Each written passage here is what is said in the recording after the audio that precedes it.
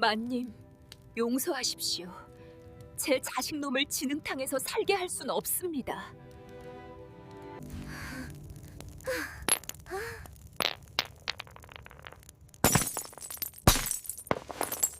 내 아들아, 이것을 간직해라. 내가 누구인지 잊지 말거라. 불길이 치솟는 피난길, 숨이 끊어지는 여인의 떨리는 손이 옷가락지를 아기 강보에 밀어넣습니다. 만님, 용서하십시오. 제 자식놈을 진흥탕에서 살게 할 순 없습니다. 하늘이 무너져도 이 비밀은 제가 무덤까지 가져가겠습니다. 핏줄을 훔친 여종의 뒤틀린 모정, 그 비극의 서막이 지금 시작됩니다. 재밌는 이야기가 계속 이어질 수 있도록 여러분의 구독과 좋아요로 힘을 보태주세요. 그럼 이야기 시작합니다. 조선 팔도가 전란의 포화 속에 휩싸였던 어느 엄동설안의 밤이었습니다. 영남 지방의 이름난 거부 최판서 댁의 대문이 부서질 듯 열리며 피난 행렬이 쏟아져 나왔지요.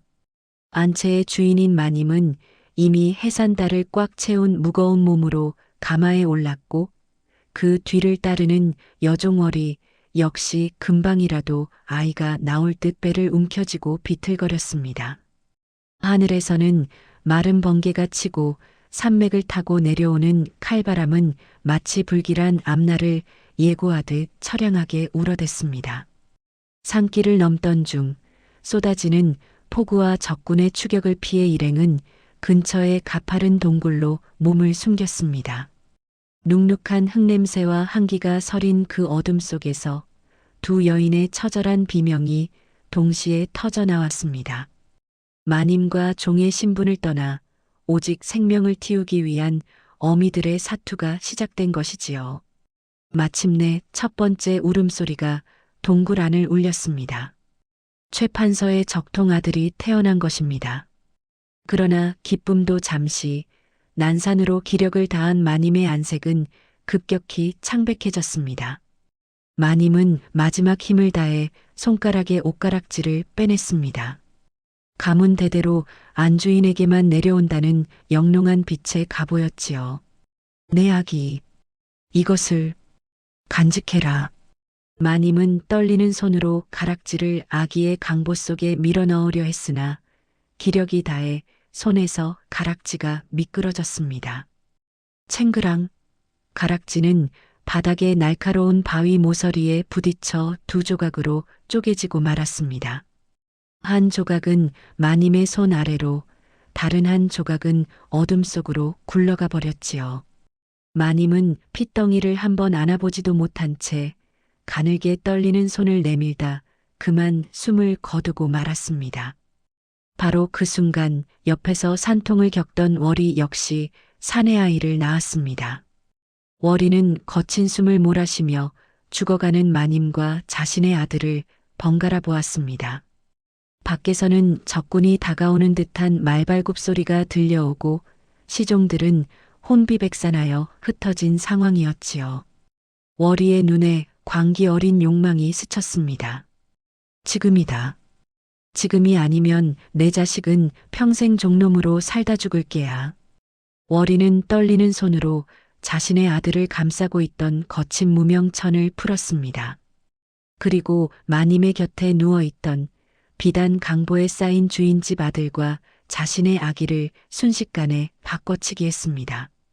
죄책감이 가슴을 찔렀지만 제 자식에게 비단 옷을 입히고 싶다는 독한 어미의 마음이 양심을 눌러버린 것이지요. 월이는 마지막으로 숨이 끊어진 마님의 손 아래 놓인 옷가락지 조각을 발견했습니다. 그녀는 재빨리 그것을 집어 품속 깊이 감추었습니다. 어둠 속 어딘가에 또 다른 조각이 있으리라는 것쯤은 짐작했으나 급박한 상황에서 찾을 겨를이 없었지요. 월이는 이제 주인집 아들이 된 제 자식을 품에 안고 동굴 밖으로 나섰습니다. 밖에는 차가운 눈발이 흩날리며 동굴 안의 모든 흔적을 덮어버리고 있었습니다. 하늘도 땅도 모르게 두 아이의 운명이 단 한 줌의 욕망으로 뒤바뀌어 버린 서글픈 밤이었습니다. 엊그제 내린 눈이 녹기도 전에 꽃이 피고 지기를 10번.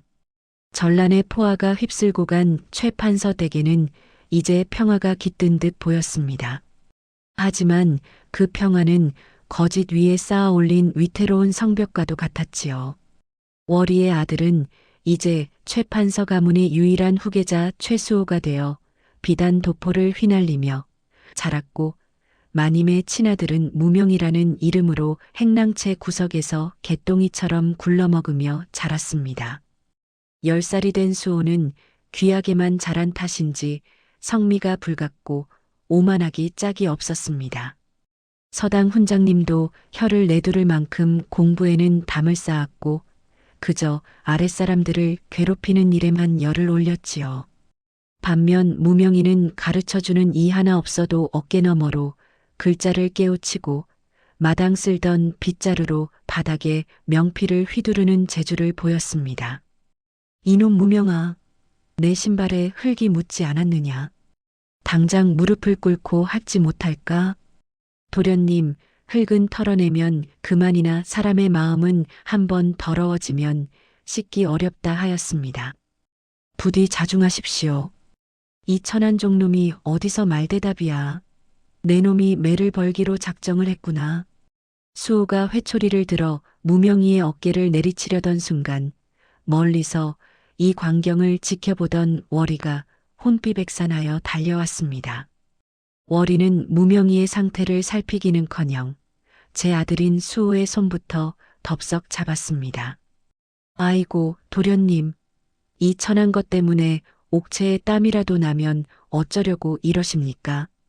이놈은 제가 단단히 버릇을 고쳐놓을 테니 어서 안으로 드십시오. 월이는 수호를 달래보낸 뒤 혼자 남은 무명이를 차갑게 노려보았습니다. 무명이의 맑은 눈망울을 볼 때마다 죽은 안방마님의 시선이 자신을 꿰뚫어 보는 것 같아 진저리가 쳤기 때문입니다. 무명아, 너는 이름 그대로 그림자처럼 살아야 한다. 조금이라도 눈에 띄거나 도련님 앞길을 가로막는다면 그때는 이 어미 손에 죽을 줄 알아라. 알겠느냐? 유모. 저는 그저 도련님과 친구처럼 지내고 싶었을 뿐입니다. 왜 저를 이토록 미워하십니까? 무명이의 눈에 이슬이 맺혔지만 월이는 매정하게 등을 돌렸습니다. 월이는 알고 있었습니다. 제 아들 수호는 갈수록 미천한 본성을 드러내고 천대받는 무명이는 갈수록 고귀한 자태를 뿜어내고 있다는 사실을요. 핏줄의 힘은 비단옷으로도 감출 수 없는 것인지 월이는 밤마다 무명이가 진짜 도련님으로 복원되는 악몽을 꾸며 식은땀을 흘렸습니다. 무명이는 유모가 왜 이리도 자신을 미워하는지 영문을 알 수는 없었으나 그래도 비굴해지지 않았습니다. 오히려 밤이면 달빛 아래 홀로 앉아 생각에 잠겼지요. 나는 정말 유모 말대로 전란 중에 부모를 잃은 이름 없는 백성일까? 소년의 가슴 속에는 출처를 알 수 없는 그리움과 단단한 의지가 소리 없이 자라나고 있었습니다. 무명이가 12살이 되던 어느 가을날이었습니다. 최판서 댁에서는 마님의 기일을 맞아 가족들이 그날의 동굴터를 찾아 제를 지내기로 했지요. 월이는 그곳에 가는 것 자체가 공포였으나 의심받지 않기 위해 억지로 따라 나섰습니다. 무명이는 다른 하인들과 함께 재물을 준비하며 동굴 주변을 정리하고 있었습니다. 낙엽을 쓸어내던 무명이의 눈에 바위 틈 사이에서 무언가 푸른빛이 반짝이는 것이 보였습니다. 호기심에 손을 뻗어 꺼내본 그것은 세월의 흙먼지가 묻었으나 여전히 은은한 광채를 내뿜는 옷가락지 조각이었습니다. 이게 뭐지? 참 아름답네. 무명이는 그 조각을 물로 씻어 햇빛에 비춰보았습니다. 비취색 옥에는 정교한 문양이 새겨져 있었고 쪼개진 단면은 무언가와 맞춰져야 할 것처럼 매끄럽게 잘려 있었습니다. 무명이는 이것이 필시 귀한 물건이리라 짐작하고 혹시 마님의 유품이 아닐까 생각하며 소중히 품에 넣었습니다. 그날 밤 무명이는 낡은 명주실에 그 옥 조각을 꿰어 목에 걸었습니다. 이유는 알 수 없었으나 이 차가운 옥을 목에 걸고 있으면 왠지 모르게 마음이 따뜻해지고 든든한 기분이 들었기 때문입니다. 무명이는 이것을 돌아가신 마님이 자신에게 주신 선물이라 여기며 한시도 몸에서 떼지 않았습니다. 그로부터 며칠 후였습니다. 월이가 무명이의 빨래를 거두다가 우연히 그 아이의 목에 걸린 옥 조각을 보게 되었습니다. 월이는 그 순간 온몸의 피가 거꾸로 솟는 것을 느꼈습니다. 그것은 분명 12년 전 그날 밤 동굴 어둠 속으로 굴러가 버렸던 가락지의 나머지 반쪽이었습니다. 무명아, 그 목에 건 것은 어디서 났느냐? 동굴 터에서 주었습니다. 마님의 유품인 것 같아 소중히 간직하고 있습니다. 당장 그것을 내놓아라. 그것은 내가 가질 물건이 아니다. 유모, 이것은 제가 찾은 것입니다. 저에게도 무언가 하나쯤은 소중히 여길 것이 있어도 되지 않습니까? 무명이가 완강히 거부하자 월이는 당황했습니다. 강제로 빼앗으면 오히려 의심을 살 것이고 그렇다고 그대로 두자니 언젠가 진실이 밝혀질까 두려웠습니다. 월이는 밤새 고민하다가 한 가지 계략을 떠올렸습니다. 품속에 간직하고 있던 나머지 반쪽을 꺼내 바위에 내리쳐 더 작은 조각들로 부수어 버린 것이지요. 이제 설사 두 조각이 만나더라도 내 것은 알아볼 수 없을 만큼 부서졌으니 안심이다. 하지만 월이는 미처 깨닫지 못했습니다. 가락지의 비밀은 단순히 두 조각을 맞추는 것이 아니라 그 속에 숨겨진 가문의 문양에 있다는 사실을요. 그리고 무명이가 간직한 그 조각 하나만으로도 언젠가는 진실이 밝혀지리라는 것을 말입니다. 최 판서의 눈길이 무명이에게 머무는 시간이 길어질수록 월이의 초조함은 극에 달했습니다. 최 판서의 눈길이 무명이에게 머무는 시간이 길어질수록 월이의 초조함은 극에 달했습니다. 그대로 두었다간 20년을 쌓아온 거짓의 공든 탑이 한순간에 무너질 것만 같았지요. 결국 월이는 독한 마음을 먹고 최 판서 가문이 가보인 금가락지를 몰래 훔쳐 무명이의 누더기 포대기 밑에 은밀히 숨겨놓았습니다. 그리고는 이른 아침 무명이가 물길러 나간 틈을 타 무명이의 잠자리를 정리하는 척하며 포대기 밑에 숨긴 감가락지를 살짝 밖으로 빼내어 눈에 잘 띄게 해두었습니다. 마침 그때 지나가던 젊은 하인 석동이를 향해 월이는 자연스럽게 목소리를 높였습니다. 석동아, 이리 와서 이 무거운 이부자리 좀 들어다오. 내가 이 아이 잠자리 좀 정리해 주려 하는데 나이가 들어 힘이 없구나. 석동이가 다가와 이불을 들어 올리는 순간 그 밑에서 번쩍이는 금빛이 두 사람의 눈에 들어왔습니다. 석동이는 깜짝 놀라 소리를 질렀습니다. 이게 무엇이냐? 이것은 대감마님의 금가락지가 아니냐? 월이는 마치 청천벽력을 맞은 듯 뒤로 휘청거렸습니다. 어찌 이런 일이? 우리 무명이가 설마.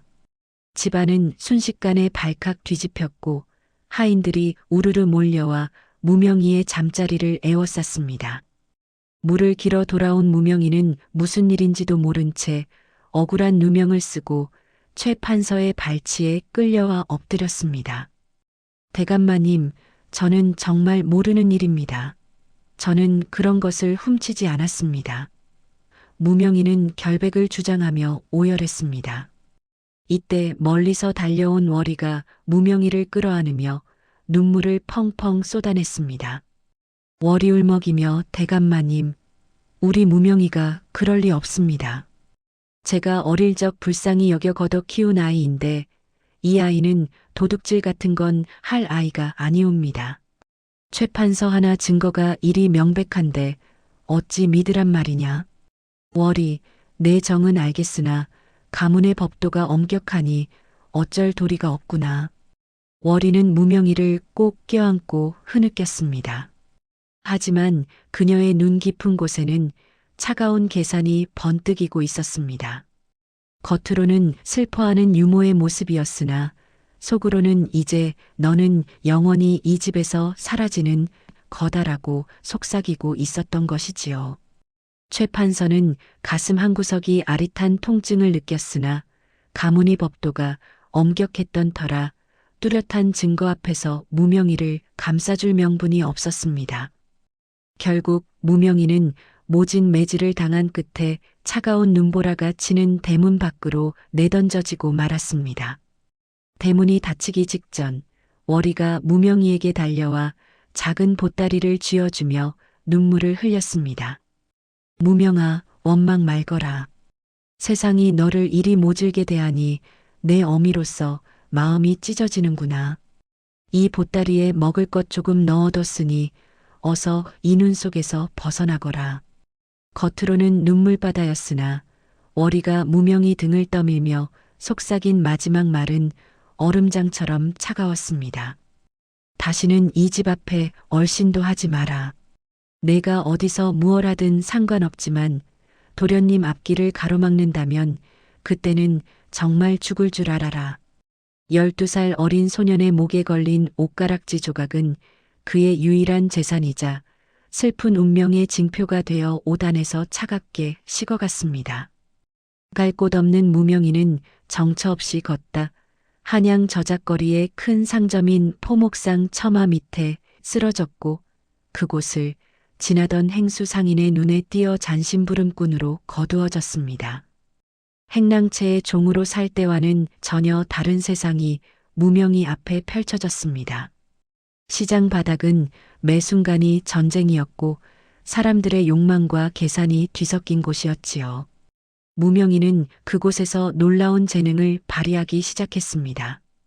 복잡한 물건의 단가를 한 번 듣고도 잊지 않았으며 손님의 옷차림과 눈빛만 보고도 그가 진정으로 원하는 것이 무엇인지 귀신같이 알아맞혔습니다.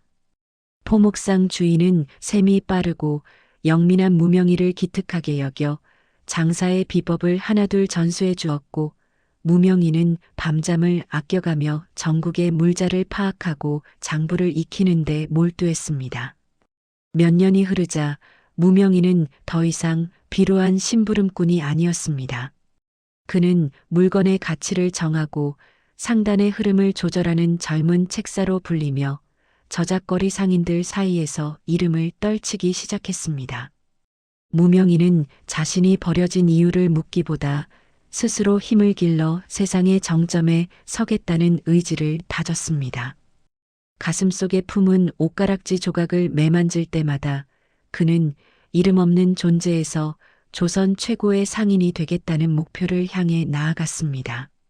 한편 최 판서 댁에서 호의호식하던 가짜 아들 수호는 무명희가 저작거리에서 승승장구하고 있다는 소문을 듣게 되며 알 수 없는 불안감과 함께 시기심에 휩싸이게 되었습니다. 최 판서의 외동아들로 대접받으며 자란 수호는 겉보기에는 남부러울 것 없는 양반가 도령이었으나 그의 내면은 늘 정체를 알 수 없는 불안과 공허함으로 가득했습니다. 아무리 비단옷을 겹쳐 입고 고귀한 학문을 닦으려 해도 문득문득 튀어나오는 천박한 성미와 비루한 본성을 스스로도 감출 수 없었기 때문이지요. 수호는 자신의 부족함을 가리기 위해 더욱 화려한 것에 집착하기 시작했습니다. 그는 한양에서 가장 비싼 술집을 드나들며 돈을 물쓰듯 썼고 자신에게 아부하는 잡배들을 몰고 다니며 거드름을 피웠습니다. 하지만 그런 화려함 뒤에는 진짜가 아니라는 무의식적인 공포가 도사리고 있었으며 그 공포는 결국 그를 위험한 도박의 세계로 이끌었습니다. 수호는 가문의 이름으로 막대한 빚을 내어 투기에 손을 대기 시작했습니다. 처음에는 가문의 재산을 조금씩 빼돌리는 정도였으나 판이 커질수록 그는 이성을 잃고 가문이 명운이 걸린 은밀한 비자금에까지 손을 뻗쳤습니다. 월이는 제 아들이 방탕한 길로 빠지는 것을 보며 가슴이 타들어갔지만 이미 머리가 굵어진 수호는 유모인 월이의 말 따위는 안중에도 없었습니다. 오히려 자신을 꾸짖는 월이에게 너는 내 갈 길을 막지 말라며 패악질을 부리기 일쑤였지요. 수호는 저작거리에서 장사의 귀재로 떠오른 무명이가 최 판서의 귀에 들어갈까 두려워하며 자신의 열등감을 감추기 위해 무명이를 제거할 더 큰 음모를 꾸미기 시작했습니다. 가짜가 진짜를 이기기 위해 선택한 방법은 오직 힘으로 누르는 것뿐이었습니다. 수호는 무명이가 이끄는 상단의 물길을 막고 중간 상인들을 매수하여 물건 공급을 끊는 등 치졸한 공격을 퍼부었습니다. 하지만 무명이는 그럴수록 더욱 기발한 방법으로 위기를 타개하며 세력을 확장해 나갔습니다. 수호는 무명이의 승승장구를 보며 미칠 듯한 시기심에 휩싸였고 결국 해서는 안 될 선택을 하고 말았습니다. 가문의 문장을 위조하여 부정한 거래를 일삼고 그 책임을 상단의 주인인 무명이에게 뒤집어 씌울 계략을 세운 것입니다. 핏줄의 고귀함은커녕 짐승보다 못한 탐욕이 수호의 영혼을 잠식해가고 있었습니다. 최 판서 가문의 금고는 수호의 방탕함으로 인해 조금씩 비어갔고 평생을 청렴하게 살아온 최 판서는 아들의 변화에 깊은 시름에 빠졌습니다. 최 판서는 수호의 얼굴에서 죽은 부인의 자취를 찾으려 애썼으나 그곳에는 오직 일그러진 욕망과 비겁한 변명만이 가득했습니다. 수호는 아비의 실망한 기색을 읽을 때마다 더 큰 투기에 매달리며 악순환의 늪으로 빠져들었습니다. 가짜 핏줄을 지키기 위해 시작된 월이의 거짓말이 이제는 그녀의 아들 수호를 파멸로 몰아넣는 독이 되어 돌아오고 있었습니다. 최 판서 댁의 화려한 담장 너머로 몰락의 그림자가 길게 드리워지기 시작한 것은 바로 그 무렵이었습니다. 어느 화창한 봄날 최 판서는 민심을 살피고 가문의 상업적 흐름을 점검하기 위해 한양 저작거리로 나섰습니다. 수많은 상인과 백성이 북적이는 시장통 한가운데에서 최 판서는 유독 활기가 넘치는 한 상단 앞에 발길을 멈추었습니다. 그곳은 바로 무명이가 이끄는 대동상단의 포목점이었지요. 최 판서는 우연히 가게를 정리하던 무명이와 눈이 마주쳤습니다. 몇 년의 세월이 흘러 늠름한 청년이 된 무명이는 여전히 마님을 닮은 맑고 깊은 눈을 지니고 있었습니다. 무명이는 예의를 갖추어 최 판서에게 고개를 숙여 인사했고 그 순간 무명이의 옷깃 사이로 가느다란 명주실에 매달린 무언가가 밖으로 흘러나왔습니다. 최 판서의 눈이 번쩍 뜨였습니다. 무명이의 가슴 위로 덜렁거리는 그것은 햇빛을 받아 은은한 비취색 광채를 내뿜는 옷가락지 조각이었습니다. 최 판서는 심장이 멎는 듯한 충격을 받았습니다. 그 가락지의 빛깔과 결 그리고 조각된 문양은 자신이 젊은 시절 아내에게 정표로 주었던 가문의 가보와 추호에 틀림도 없었습니다. 최 판서는 떨리는 손을 뻗으려다 멈추고는 애써 침착함을 유지하며 무명이에게 그 가락지의 출처를 물었습니다. 무명이는 조심스럽게 대답했습니다. 마님께서 돌아가신 동굴터에서 우연히 주었습니다. 필시 마님의 유품이라 여겨 소중히 간직하고 있습니다. 최 판서는 그 자리에서 아무 말도 할 수 없었지만 머릿속은 수만 가지 생각으로 뒤엉키기 시작했습니다. 집으로 돌아온 최 판서는 당장 월이를 사랑채로 불러들였습니다. 평소와 달리 서슬 퍼런 대감의 기운에 월이는 본능적으로 위협을 느끼며 바닥에 엎드렸습니다. 최 판서는 20년 전 그날 밤 동굴에서 잃어버렸던 옷가락지의 행방을 다시금 물었습니다. 지난 전란 때 도적대를 만나 빼앗겼습니다요, 대감마님. 월이는 당황한 기색을 숨기며 전란의 와중에 도적대를 만나 빼앗겼다고 예전과 똑같은 거짓말을 늘어놓았습니다. 그러나 최 판서의 눈은 예리하게 월이의 떨리는 손끝을 주시하고 있었습니다.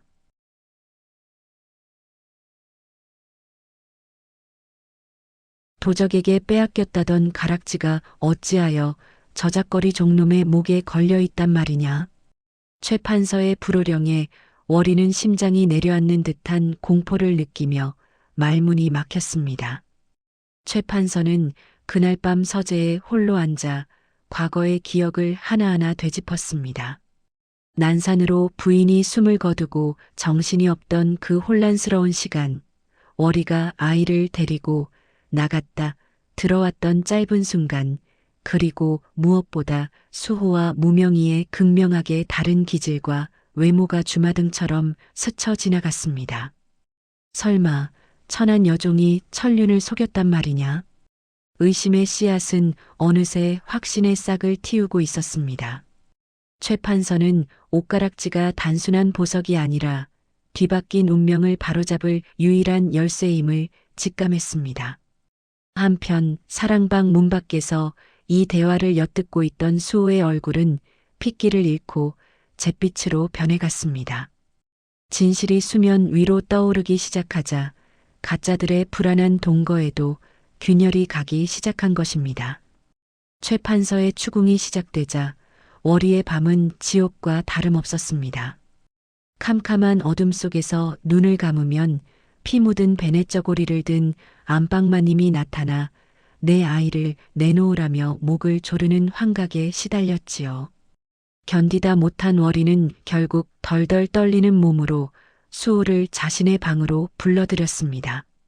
수호는 대감이 무명이를 의심하기 시작했다는 사실에 이미 극도로 예민해진 상태였습니다. 월이는 아들의 손을 부여잡고 눈물로 20년 전의 그 참혹한 비밀을 토해냈습니다. 수호야, 너는 사실 판서댁의 핏줄이 아니란다. 저 천대받던 무명이가 진짜 도련님이고 너는 내 뱃속에서 나온 내 자식이야. 월이의 고백은 수호의 머리 위로 벼락처럼 떨어졌습니다. 수호는 처음에는 미친 노파의 헛소리라며 월이를 밀쳐냈으나 월이가 품속에서 꺼내 보인 옷가락지에 잔에 마이너스 부서진 여러 조각들 마이너스를 본 순간 온몸에 피가 거꾸로 솟는 것을 느꼈습니다. 비록 월이가 부수어 버렸지만 그 조각들의 빛깔과 질감은 무명이가 가진 것과 명백히 같은 원천에서 나온 것임이 분명했습니다. 평생을 사대부의 자손이라 믿으며 고고하게 살아왔던 자신의 근본이 고작 여종의 아들이었다는 사실에 수호는 짐승 같은 포효를 내질렀습니다. 하지만 그 충격은 이내 서늘한 광기로 변했습니다. 수호는 월이의 멱살을 잡고 눈을 번뜩이며 속삭였습니다. 어머니, 죽어도 이 사실을 입 밖에 내지 마십시오. 이미 20년을 속였으니 죽을 때까지 속여야 합니다.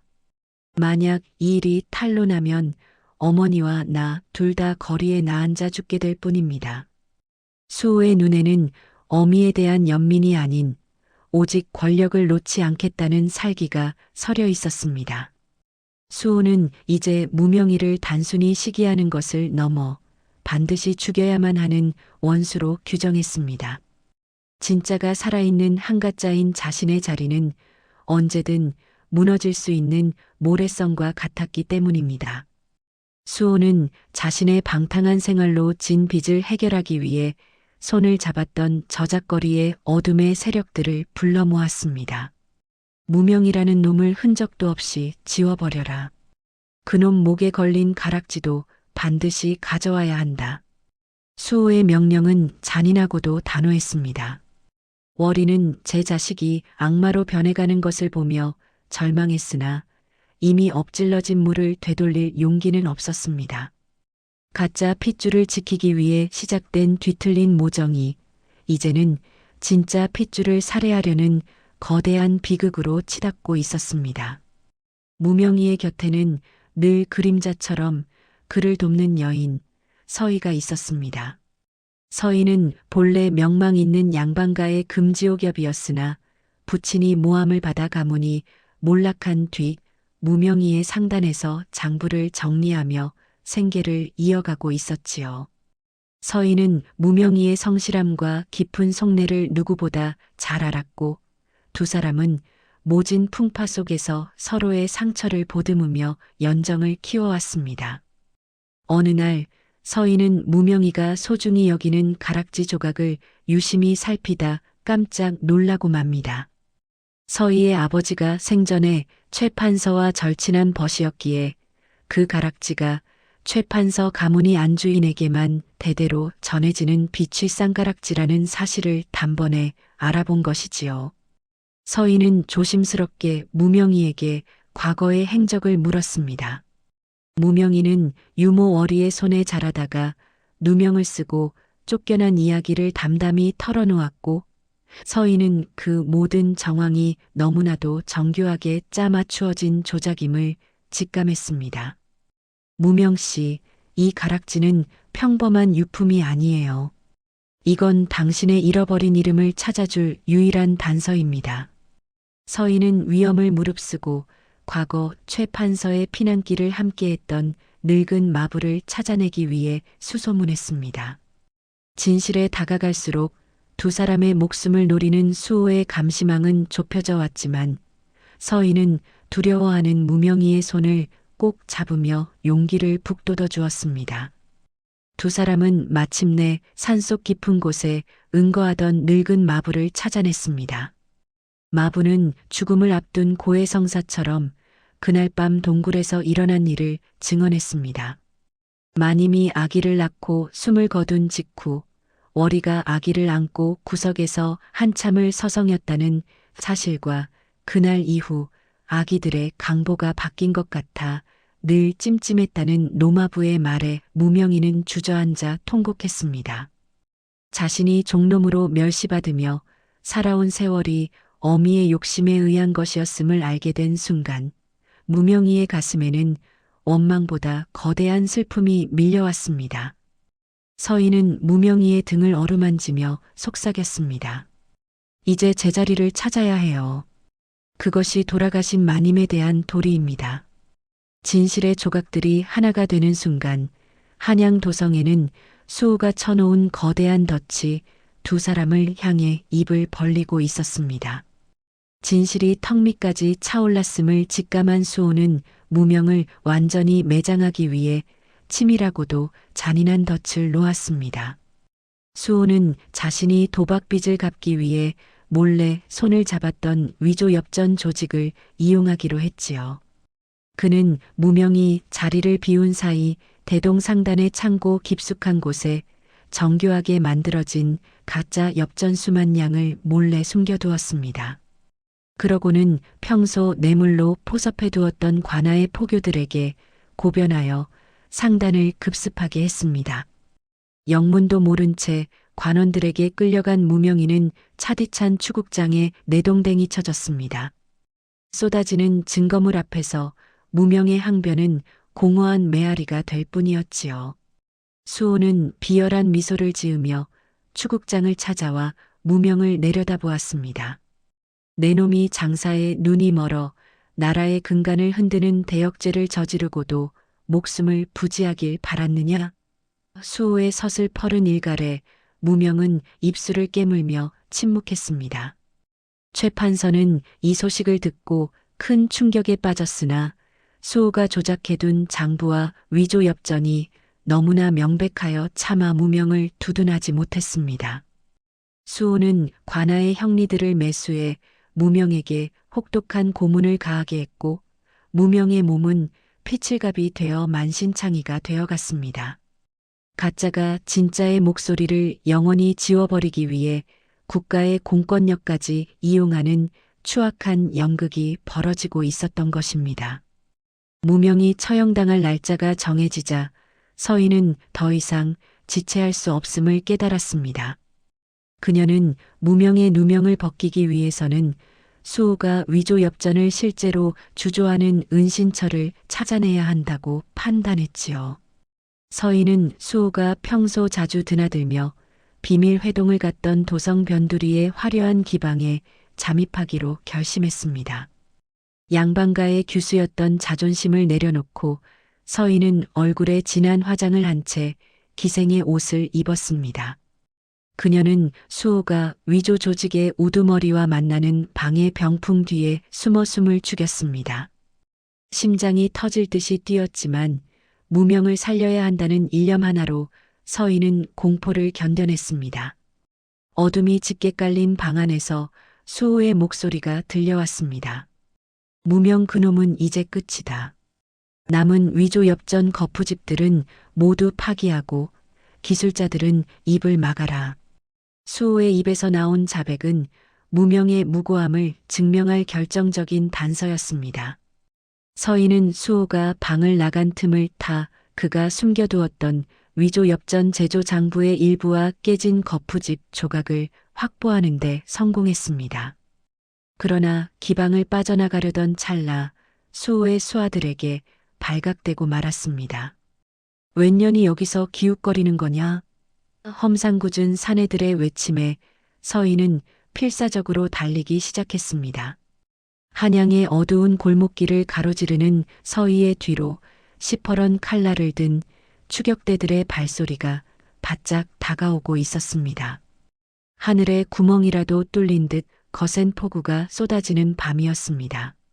서희는 수호의 비밀 자백이 담긴 장부와 위조 엽전 거푸집 조각을 품에 꼭 안은 채 진흙탕이 된 한양의 뒷골목을 필사적으로 내달렸습니다.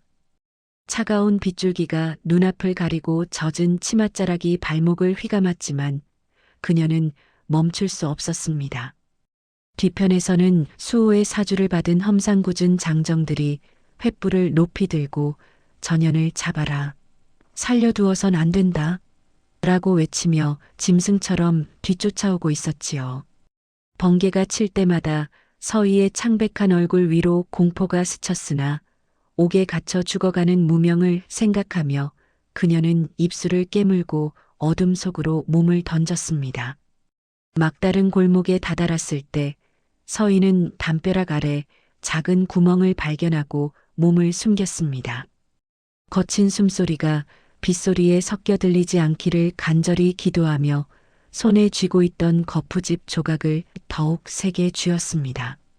추격대들의 발소리가 바로 머리 위를 지나가고 칼날이 바닥을 긁는 서늘한 금속음이 빗속을 뚫고 들려왔습니다. 분명 이 근처다. 샅샅이 뒤져서 당장 찾아내. 사내들의 고함이 멀어지자 서희는 비틀거리며 다시 일어났습니다. 온몸은 이미 진흙과 빗물로 엉망이 되었고 신발마저 잃어버린 맨발이었지만 그녀는 최 판서의 사절을 향해 한 걸음씩 나아갔습니다. 마침내 최 판서의 대문 앞에 도달한 서희는 사력을 다해 대문을 두드렸습니다. 잠결에 놀라 나온 하인들이 웬 미친 기생이냐며 내쫓으려 했으나 서희는 실성한 듯 최 판서의 이름을 부르짖었습니다. 소란을 듣고 대청마루로 나온 최 판서 앞에 서희는 진흙투성이가 된 몸으로 엎드렸습니다. 수호가 서희를 가로막으며 이 천한 기생이 대감마님을 욕보이려 한다며 발길질을 하려 했으나 서희는 품 안에서 깨진 거푸집 조각과 젖은 장부를 꺼내 최 판서의 발치에 내던졌습니다. 대감마님, 이것을 보십시오. 당신의 아들이라 믿었던 자가 나라를 팔아먹고 무명 씨를 죽이려 한 증거입니다. 서희의 처절한 외침에 최 판서는 굳은 표정으로 장부를 집어들었습니다. 빗물에 번진 글자들 사이로 선명하게 적힌 수호의 필적과 위조 엽전의 거래 내역을 본 최 판서의 눈이 경악으로 물들었습니다. 수호는 당황하여 서희의 목을 조르려 했지만 이미 최 판서의 명령을 받은 호위 무사들이 수호의 앞을 가로막았습니다. 폭우는 멈추지 않았으나 진실의 빛은 그 어두운 밤을 뚫고 서서히 타오르기 시작했습니다. 한편 지하 옥방에 갇혀있던 무명은 모진 고문으로 인해 정신이 혼미한 상태였습니다. 그러나 서희가 자신을 위해 위험한 곳으로 뛰어들었다는 사실을 직감한 그는 이대로 죽을 수 없다는 강한 의지로 버텼습니다. 바로 그때 최 판서의 밀명을 받은 충직한 호위 무사가 옥방의 자물쇠를 부수고 나타났습니다. 최 판서는 서희가 가져온 증거를 보고 수호를 즉시 가둘 수도 있었으나 그 전에 무명이 직접 진실을 마주하고 수호와의 악연을 끊어내길 바랐던 것입니다. 무명은 무거운 몸을 이끌고 옥사를 빠져나와 수호가 도주하려던 밀무역 항구로 향했습니다. 검은 바닷물이 출렁이는 나루터에는 이미 수호가 가문의 비자금을 상자에 가득 담아 배에 오르려 하고 있었습니다. 수호야, 내 죄를 하늘이 알고 땅이 아는데 어디로 도망가려 하느냐? 무명의 사자후가 항구의 정막을 깨뜨렸습니다. 수호는 소스라치게 놀라 뒤를 돌아보았습니다. 죽은 줄 알았던 무명이 피 묻은 옷을 입고 도깨비 같은 기세로 서 있는 모습에 수호는 발작적으로 칼을 빼들었습니다. 너는 태어나지 말았어야 했어. 종놈이면 종놈답게 죽었어야지. 왜 자꾸 내 인생을 망치려 드는 거냐? 수호는 광기에 휩싸여 무명을 향해 칼을 휘둘렀습니다. 두 남자의 운명적인 대결이 항구 바닥 위에서 펼쳐졌습니다. 수호는 정식 무예를 배웠으나 탐욕에 찌들어 칼끝이 흔들렸고 무명은 밑바닥 삶에서 익힌 본능적인 움직임과 억울함에서 기인한 폭발적인 힘으로 수호를 압도했습니다. 챙강, 날카로운 쇠소리가 항구에 울려 퍼질 때마다 불꽃이 튀었습니다. 무명은 수호의 공격을 피해 그의 가슴팍에 발길질을 날렸고 수호는 비틀거리며 상자 더미 위로 쓰러졌습니다. 수호가 다시 일어나 무명의 목을 노리고 칼을 내리꽂으려던 찰나 무명은 수호의 팔목을 낚아채어 꺾어버렸습니다. 비명을 지르며 바닥에 구르는 수호를 내려다보며 무명은 차갑게 말했습니다. 내가 뺏으려 한 것은 내 자리가 아니라 내가 도둑질한 내 이름과 어머니의 명예였다. 바로 그때 최 판서가 관원들을 이끌고 항구에 나타났습니다. 최 판서는 무명의 손을 잡으려 했으나 무명은 차마 대감의 손을 잡지 못한 채 고개를 숙였습니다. 아직 자신의 신분을 완전히 증명할 마지막 조각, 가락지의 합일이 남아 있었기 때문입니다. 수호는 관원들에게 붙잡히면서도 내가 주인이다. 저놈은 가짜다. 라고 울부짖었으나 그 목소리는 차가운 바닷바람에 흩어질 뿐이었습니다. 밀무역 항구에 거친 바닷바람이 몰아치는 가운데 관원들에게 포위된 수호는 끝까지 발악하며 결백을 주장했습니다. 저놈은 도둑놈일 뿐입니다. 가락지를 훔쳐 제 신분을 사칭하려는 저급한 연극에 속지 마십시오. 수호의 비명 섞인 외침에 최 판서의 얼굴은 싸늘하게 굳어갔습니다. 최 판서는 무명의 목에 걸린 옷가락지 조각을 가리키며 월이를 불러냈습니다. 포박된 채 끌려온 월이는 제 아들의 처참한 몰골을 보고는 정신을 놓은 듯 바닥을 긁으며 울부짖었지요. 최 판서는 위험 있는 목소리로 명령했습니다. 월이, 내가 품속에 숨긴 것을 내놓아라. 이제 더 이상 숨길 수 없느니라. 월이는 떨리는 손으로 품속을 뒤졌습니다. 그러나 그녀가 꺼낸 것은 원래의 가락지 조각이 아니라 그녀 자신이 바위에 내리쳐 부수어버린 작은 잔해들이었습니다. 최 판서와 무명은 그 부서진 조각들을 보며 잠시 당황했습니다. 하지만 최 판서는 포기하지 않았습니다. 그는 무명이 가진 온전한 가락지 조각을 햇빛 아래 들어 올렸습니다. 여러분 보십시오. 이 가락지에 조각된 문양과 비취의 빛깔은 우리 가문에만 전해지는 가보의 것입니다. 그리고 최 판서는 가락지 조각의 쪼개진 단면을 자세히 살펴보았습니다. 그곳에는 미세하게 새겨진 가문의 문장 일부가 선명하게 보였습니다. 이 조각이 본래의 쌍가락지 중 하나였다는 것은 의심의 여지가 없습니다. 그리고 이 가락지는 아이 엄마가 목숨을 잃었던 그 동굴에서 나온 것입니다. 최 판서는 무명을 향해 돌아섰습니다. 너는 내가 그 동굴에서 이 가락지를 주었다고 했느냐? 그렇습니다. 대감마님. 최 판서 그렇다면 이것이 마님의 유품이 아니고 무엇이겠느냐? 마님께서는 임종 직전 자신의 아들에게 이 가락지를 남기려 하셨을 것이다. 그리고 그 가락지를 간직하고 있는 자가 바로 최 판서는 무명의 손을 꼭 잡았습니다. 내 진짜 아들이니라. 월이는 그 순간 모든 것이 끝났음을 깨닫고 고개를 떨궜습니다. 비록 가락지의 나머지 반쪽을 부수어 버렸지만 무명이가 가진 온전한 한 조각만으로도 진실은 충분히 증명되었습니다. 수호는 망연자실한 표정으로 주저앉았습니다. 옷가락지는 단순한 보석이 아니라 뒤틀린 세월을 바로잡는 준엄한 심판의 도구가 되어 수호의 가짜 인생을 산산조각 냈습니다. 무명은 말없이 그 가락지를 내려다보았습니다. 20년 동안 자신을 종놈이라 부르며 천대했던 세월, 억울하게 매맞고 쫓겨나 저작거리를 떠돌던 고단한 시간들이 주마등처럼 스쳐 지나갔습니다. 하지만 그의 마음속에는 복수심보다도 비로소 자신이 누구인지 알게 되었다는 형언할 수 없는 안도감이 더 크게 밀려왔습니다. 진실의 증거 앞에서 수호의 수하들도 모두 무기를 버리고 항복했습니다.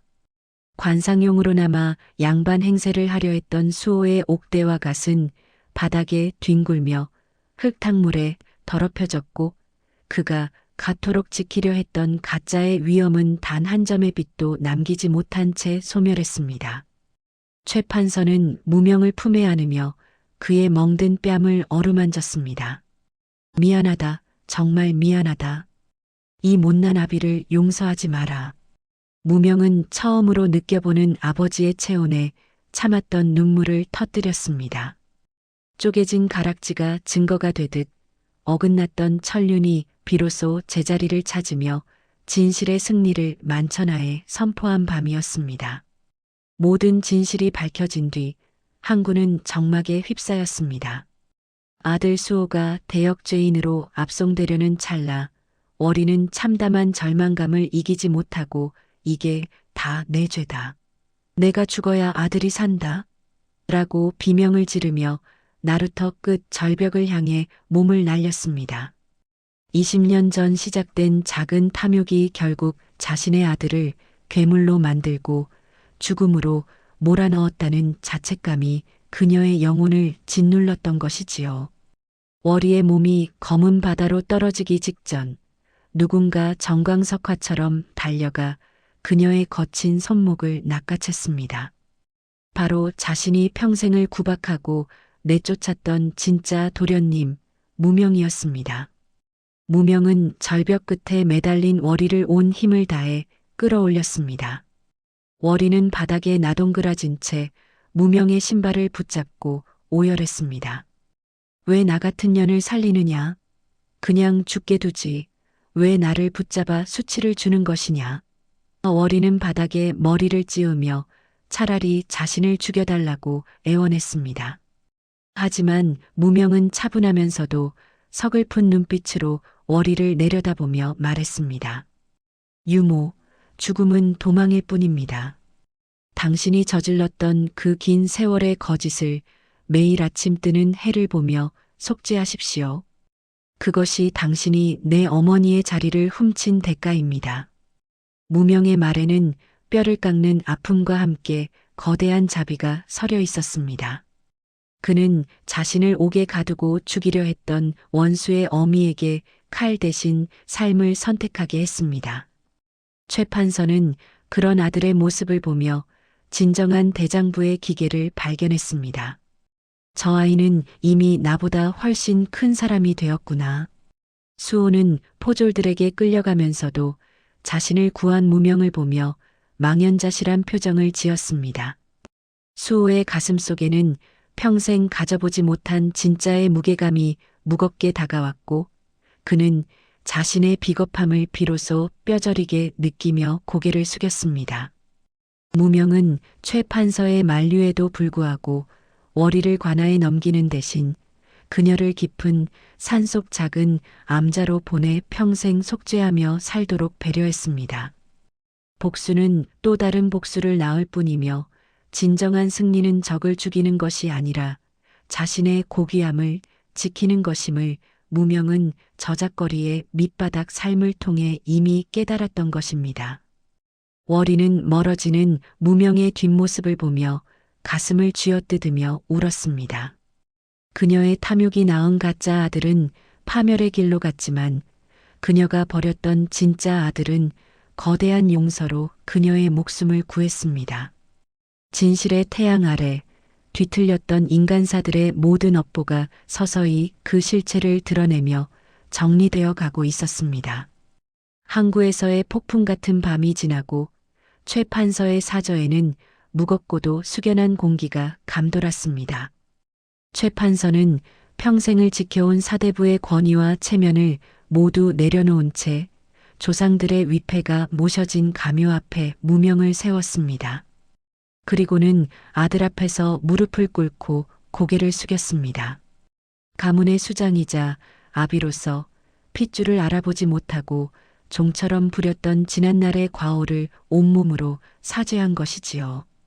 최 판서의 어깨는 회한으로 가늘게 떨렸고 그의 눈에선 평생 흘리지 않았던 뜨거운 눈물이 쏟아져 나와 바닥을 적셨습니다. 내 눈이 멀어 너를 진흙탕 속에 버려두었구나. 천한 이름으로 불리며 매맞고 쫓겨날 때 이 아비라는 자는 따뜻한 방 안에서 거짓된 아들을 보며 웃고 있었으니 내 죄가 하늘을 찌른다.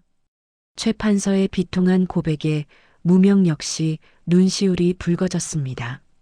무명은 얼른 아비를 부축해 일으키며 자신의 거친 손으로 최 판서의 눈물을 닦아주었습니다. 아버지, 저작거리의 바람을 맞으며 자란 덕분에 저는 세상을 읽는 법을 배웠고 사람의 소중함을 알게 되었습니다. 원망은 이미 그 바람 속에 다 날려보냈으니 이제는 저를 진이라 불러주시는 것만으로 충분합니다. 최 판서는 무명을 정식으로 가문에 입적시키고 사대부의 족보에 그의 이름을 당당히 올렸습니다. 이름 없는 종 무명에서 최 판서 가문이 유일한 적통 최진으로 복권되는 순간이었습니다.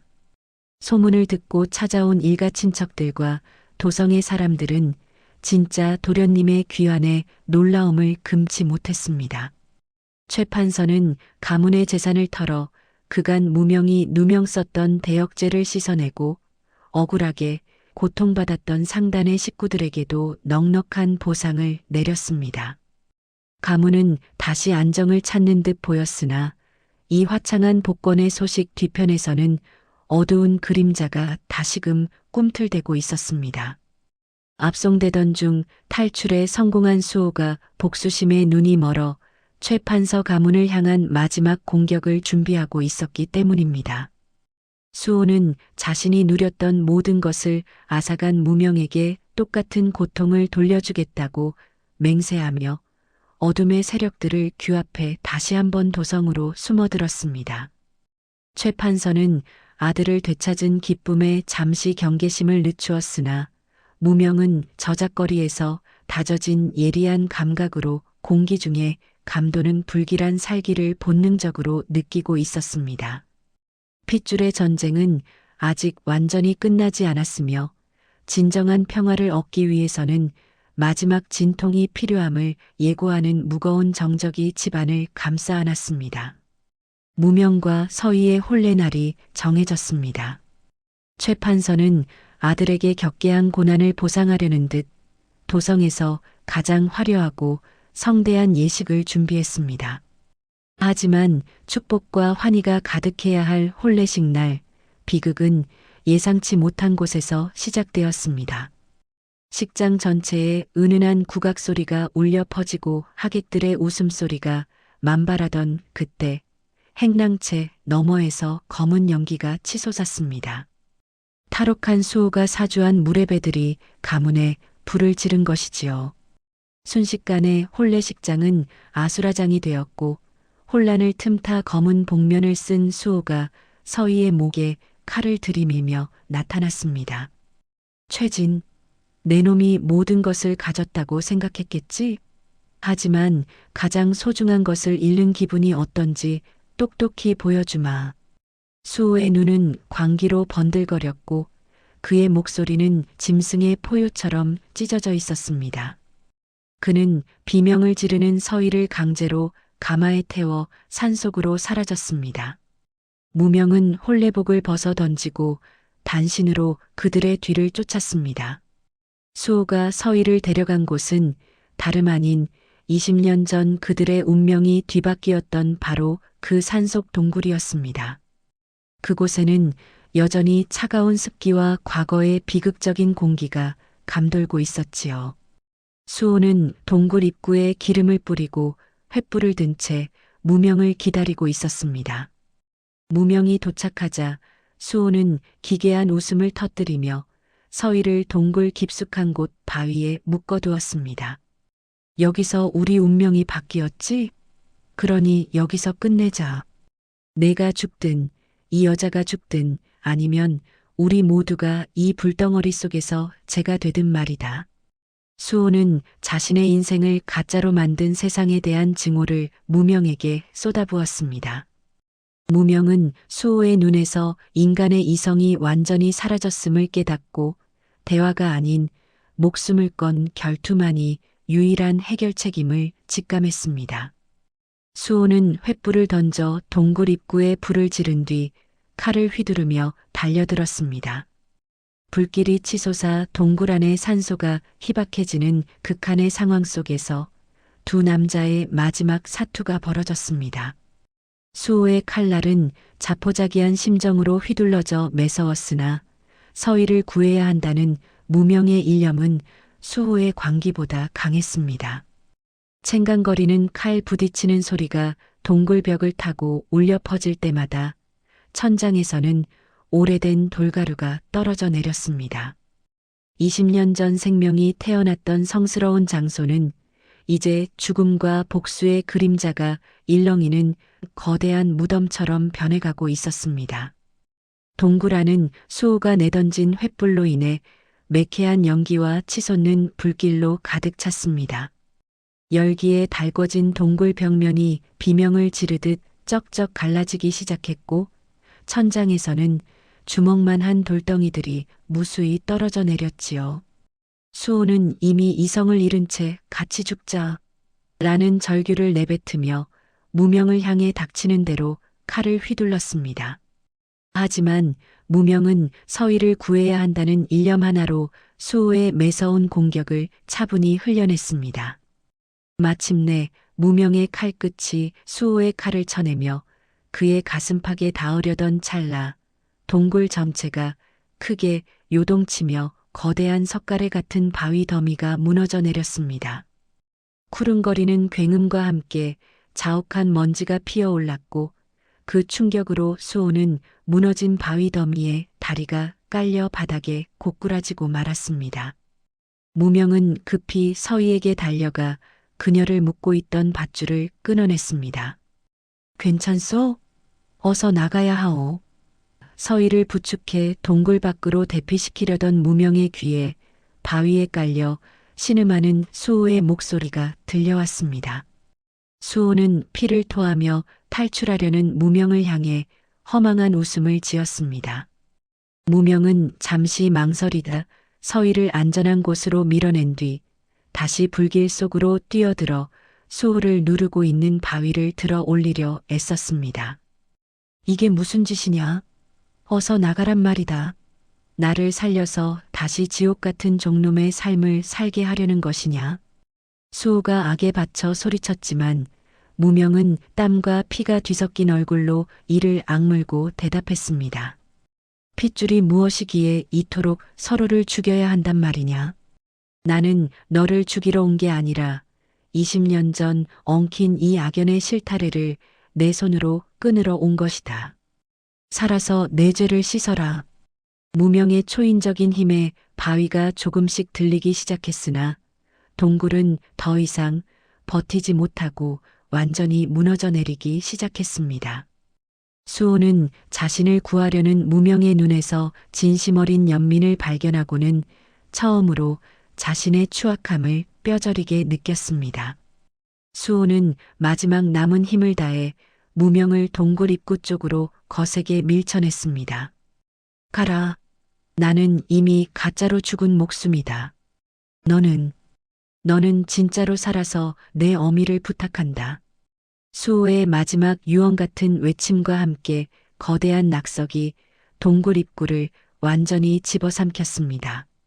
무명은 서희의 손을 잡고 밖으로 튕겨나갔고 등 뒤에서는 동굴이 완전히 매몰되는 웅장한 파열음이 들려왔습니다. 먼지가 가라앉은 산속에는 정적이 찾아왔고 20년 전 두 생명이 태어났던 동굴은 이제 한 남자의 욕망과 참회를 묻은 거대한 무덤이 되어 침묵했습니다.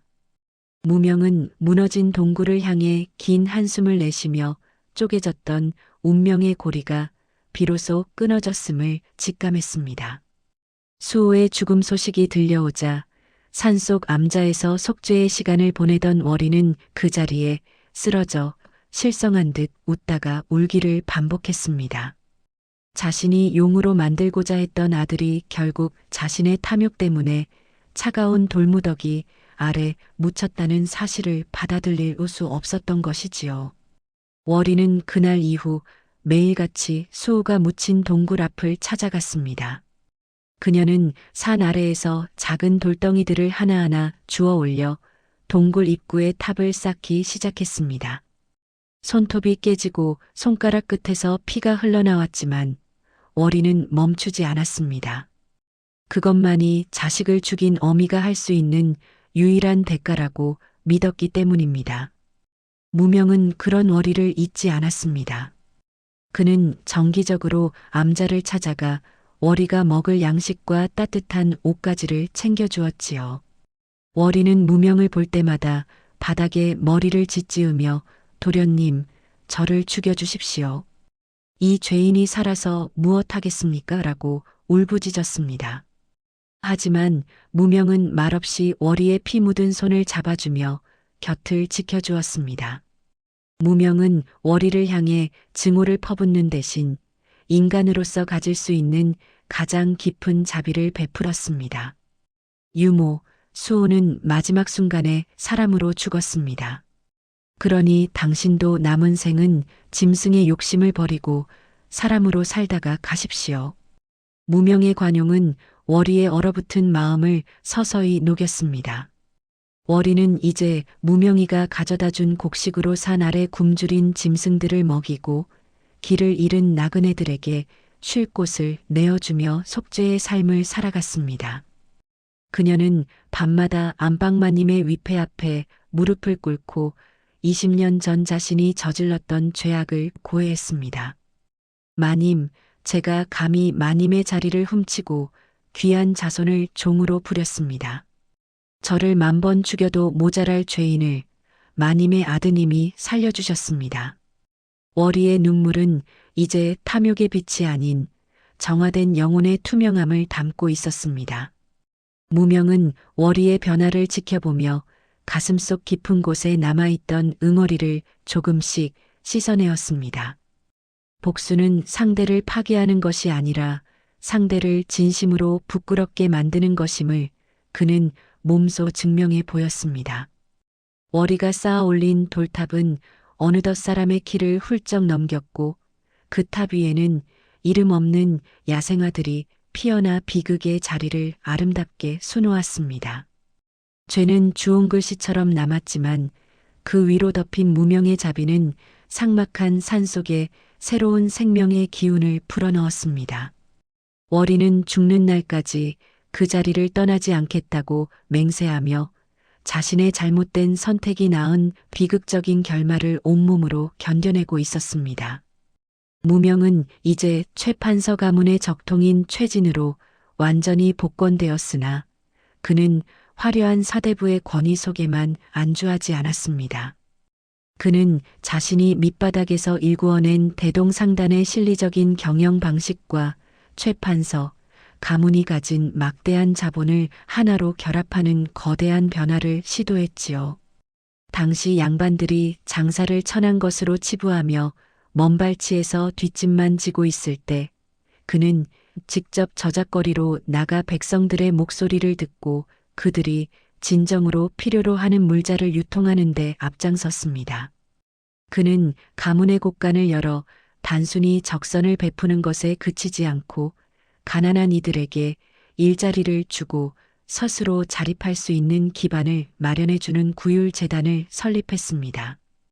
그가 가장 먼저 한 일은 수호의 방탕한 생활로 인해 흩어졌던 가문의 토지와 문서들을 정비하는 것이었습니다. 무명은 투기로 얼룩졌던 장부들을 모두 태워버리고 소장농들에게는 정당한 대가를 지불하며 생산성을 높이는 혁신적인 농법을 도입했습니다. 최판서는 처음에는 양반의 채통을 걱정하며 우려하기도 했으나 아들이 일구어내는 놀라운 변화와 그로 인해 가문의 명성이 오히려 더욱 드높아지는 것을 보며 비로소 안심하게 되었습니다. 진아, 너는 핏줄만 귀한 것이 아니라 그 속에 담긴 뜻이 참으로 귀하구나. 최판서의 격려 속에 무명은 상단과 가문의 힘을 합쳐 도성에서 가장 영향력 있고 존경받는 경제의 중심지로 우뚝 서게 되었습니다. 무명의 상단은 이제 단순한 포목점을 넘어 전국 각지의 특산물을 유통하고 흉년에는 곡기를 나누는 백성들의 버팀목이 되었습니다. 그는 과거 자신이 옥에서 겪었던 억울한 경험을 잊지 않고 상단 내부의 법률 자문을 돕는 이들을 두어 힘없는 상인들이 대리인들에게 수탈당하지 않도록 보호하는 체계도 갖추었습니다. 가짜의 욕망으로 얼룩졌던 최판서 가문은 무명의 손을 거치며 진정한 노블레스 오블리주를 실천하는 명문가로 거듭나게 된 것이지요. 무명은 비단옷을 입었을 때보다 무명옷을 입고 백성들 사이에서 땀 흘릴 때 더 밝게 빛나는 사람이었습니다. 무명이 가문의 기틀을 다시 세우고 상단을 확장하는 동안 그의 곁에는 언제나 지혜로운 반려자 서희가 있었습니다.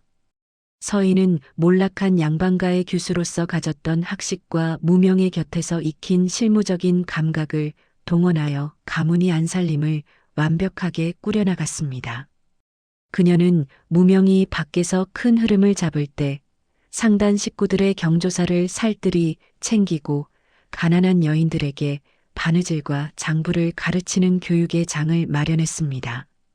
서희의 세심한 내조 덕분에 최판서 가문은 권위적인 양반가에서 벗어나 모든 하인과 상인들이 진심으로 존경하며 따르는 따뜻한 안식처가 되었습니다.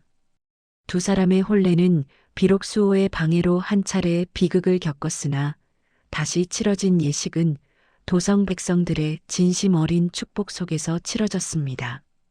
서희는 가문의 안주인으로서 최판서를 극진히 모시며 어머니를 일찍 여인 무명의 빈자리를 따뜻한 정으로 채워주었습니다.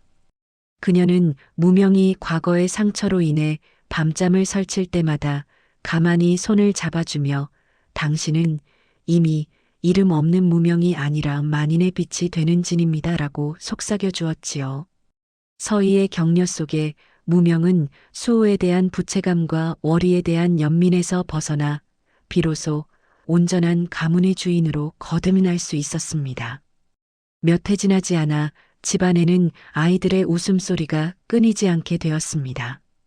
무명과 서희는 아이들에게 신분의 높낮이를 가르치기보다 사람의 됨됨이를 먼저 가르쳤습니다. 서희는 아이들과 함께 직접 텃밭을 일구고 상단의 장부를 정리하며 노동의 가치와 정직한 부의 소중함을 몸소 보여주었습니다. 최판서는 손주들의 재롱을 보며 생전 부인이 그토록 바라던 평온한 노년을 보내게 되었답니다. 가문은 나날이 번창하여 한양에서 가장 부유하면서도 가장 겸손한 집안으로 손꼽혔고 서희와 무명의 이야기는 저작거리 광대들의 입을 통해 진실한 사랑과 정의의 승리라는 야담으로 퍼져나가 많은 이들에게 희망을 주었습니다. 무명과 서희의 보살핌 속에 가문이 평화로운 번영을 구가하던 어느 늦가을 저녁이었습니다. 대문 밖에서 한 젊은 사내가 며칠째 서성이고 있다는 소식에 무명은 직접 그를 확인하러 나섰지요. 사내는 남루한 옷차림이었으나 그 눈매만큼은 낯익은 날카로움을 지니고 있었습니다. 무명과 마주한 사내는 그 자리에서 무릎을 꿇고 고개를 조아렸습니다.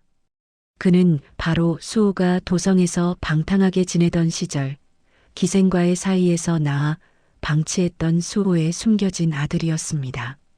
수호가 죽고 월이가 암자로 떠난 뒤 정처 없이 떠돌던 아이가 뒤늦게 가문의 문장을 찾아 여기까지 흘러 들어온 것이었습니다.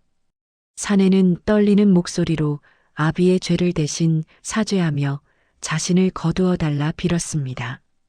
무명의 가슴 속에는 순간 복잡한 감정이 휘몰아쳤습니다. 이 아이의 얼굴에서 자신을 죽이려 했던 수호의 모습이 겹쳐 보였기 때문이지요. 집안 어른들과 일가 친척들은 원수의 자식을 집안에 들이는 법은 없다며 당장 내쫓으라 고함을 쳤습니다. 하지만 무명은 사내의 눈망울 속에서 과거 행랑채 구석에서 이름 없이 구박받던 자신의 어린 시절을 발견했습니다. 아이는 아비의 죄를 물려받았을 뿐 그 자체로는 아무런 잘못이 없는 가여운 영혼이었습니다. 무명은 주위의 반대를 무릅쓰고 사내의 손을 잡아 일으켰습니다. 죄는 사람에게 있지 핏줄에 있는 것이 아니다. 내 아비는 그릇된 길을 갔으나 너는 내 스스로의 길을 개척할 기회를 주마. 무명은 사내를 집안의 양자로 들이는 대신 상단의 가장 밑바닥 일부터 배우게 하는 제자로 받아들였습니다. 그는 사내에게 무명이라는 자신의 옛 이름을 물려주며 밑바닥에서부터 진정한 땀의 가치를 배우도록 엄히 가르쳤습니다. 무명의 이러한 관용은 가문에 남아있던 마지막 증오의 불씨마저 꺼뜨렸고 핏줄로 인해 벌어졌던 20년의 비극은 비로소 완전한 화해의 장으로 접어들었습니다. 세월은 유수와 같이 흘러 무명의 머리 위에도 하얀 서리가 내려앉았습니다. 그는 이제 가문의 모든 실권을 장성한 큰아들에게 물려줄 준비를 하며 서재로 아들을 불렀습니다. 무명은 품 안에서 소중히 간직해온 이제는 낡았지만 여전히 은은한 광채를 내뿜는 옷가락지 조각을 꺼내 아들의 손바닥 위에 올려두었습니다. 아들은 가문 대대로 내려오는 이 신비로운 보물을 경건한 마음으로 바라보았습니다. 무명은 가락지를 건네며 낮고 단단한 목소리로 가르침을 전했습니다. 이 가락지는 우리 가문이 대단한 양반이라는 것을 증명하는 장식품이 아니다.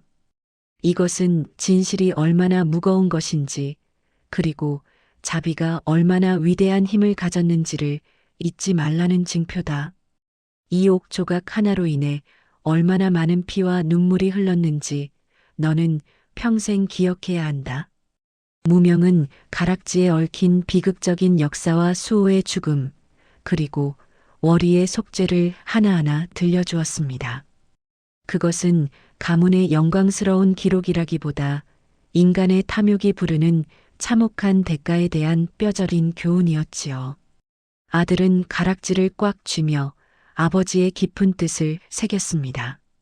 무명은 권력과 부를 물려주는 것이 아니라 정직과 포용이라는 가문의 진정한 정신을 물려주었습니다. 옷가락지는 이제 가짜와 진짜를 가르는 도구가 아닌 후대 사람들이 스스로의 양심을 비추어 보는 거울이 되었습니다. 무명은 아들에게 가락지를 전수한 뒤 비로소 어깨 위에 무거운 짐을 내려놓은 듯 홀가분한 미소를 지었습니다. 뒤틀렸던 운명을 바로잡고 원수의 자식까지 품어 안으며 완성한 그의 생애는 비록 조각난 가락지였지만 그 속에 담긴 진실만큼은 모난 곳 없이 완벽한 조화를 이루며 마무리되고 있었습니다. 암자 주변의 단풍이 붉게 타오르다 못해 거무죽죽하게 변해가던 어느 쓸쓸한 늦가을의 해질녘이었습니다. 수호의 돌무덤 곁을 지키며 수만 번의 절을 올렸던 월이에게도 마침내 생의 마지막 불꽃이 가물거리기 시작했지요. 소식을 듣고 산길을 달려온 무명은 암자 안의 서늘한 기운 속에서 가쁜 숨을 몰아쉬는 월이의 머리맡에 앉았습니다.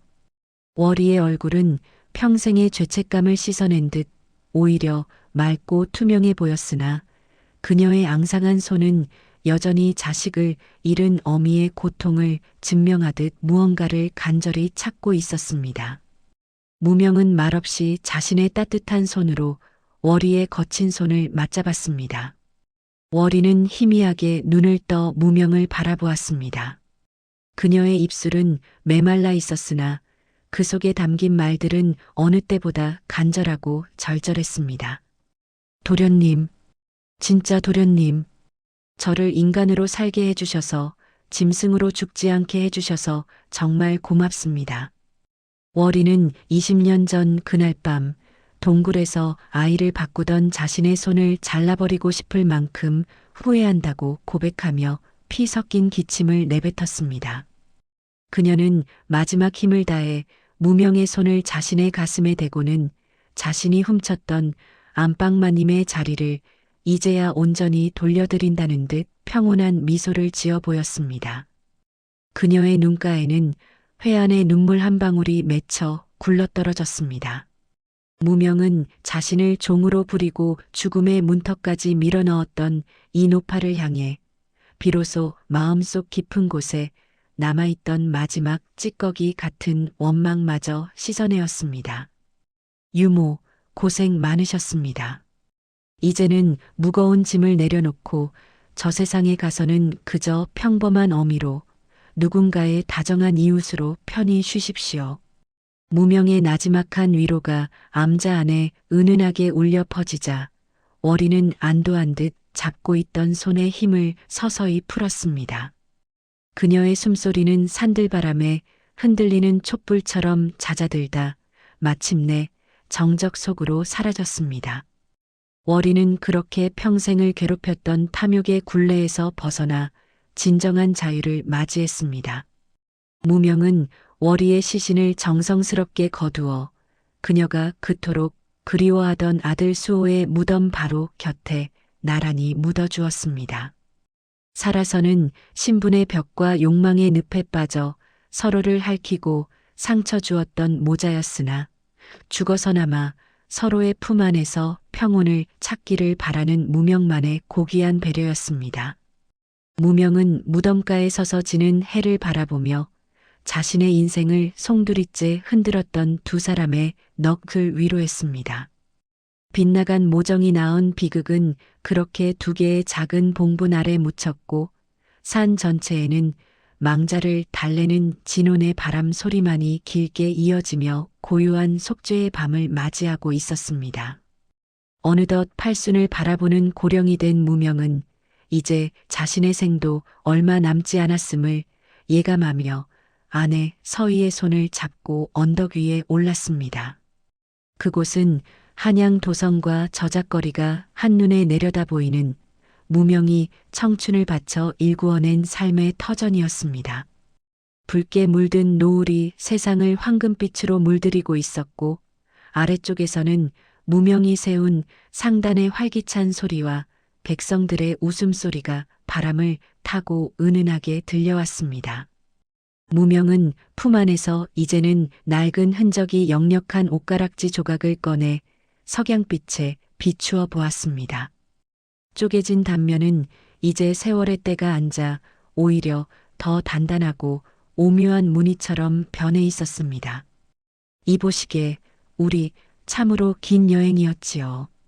이름 없는 무명으로 태어나 옷가락지의 주인이 되기까지 당신이 없었다면 나는 아마 증오의 불길에 타 죽었을지도 모르오. 무명의 주름진 얼굴에는 지나온 세월의 풍파가 훈장처럼 새겨져 있었으나 서희를 바라보는 눈빛만은 처음 만났던 그날처럼 맑고 깊었습니다. 서희는 남편의 어깨에 머리를 기대며 화답했습니다. 당신은 조각난 가락지를 증거로 삼은 것이 아니라 우리 가문과 이 세상에 찢어진 마음들을 하나로 모은 분입니다. 당신의 삶 자체가 저 가락지보다 더 아름다운 보석이었어요.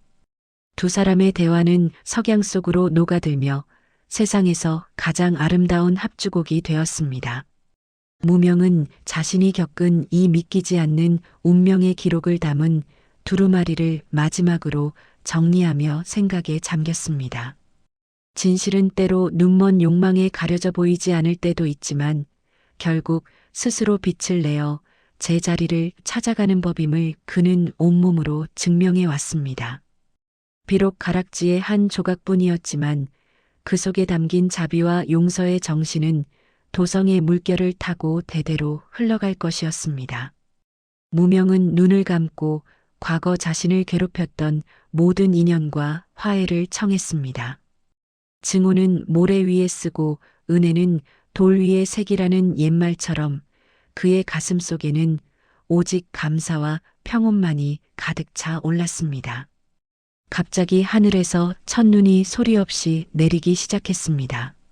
하얀 눈송이들은 무명의 머리 위와 무너졌던 동굴터, 그리고 월이와 수호의 무덤 위를 차별 없이 공평하게 덮어주었습니다. 마치 세상의 모든 상처와 죄악을 깨끗하게 씻어내어 주려는 하늘의 손길 같았지요.